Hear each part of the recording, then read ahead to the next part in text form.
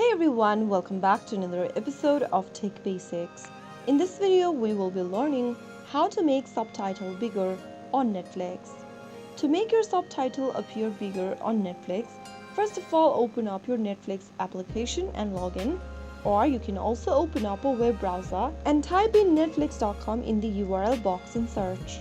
Either way, once you are logged into the main homepage of Netflix, go ahead and mouse over to your profile avatar at the top right and then click on Account. After clicking on the Account option, scroll down and click on Edit Settings. This will open up your profile setting from where you need to scroll down and click on Subtitle Appearance. In the Subtitle Appearance page, you can go ahead and select your font, text size, add shadows, and background to your text. Simply go ahead and choose the text size option and select the larger text, which is this one over here. And if you want, you can also change your font style, add shadows to your text in the font, and finally click on Save to save the change.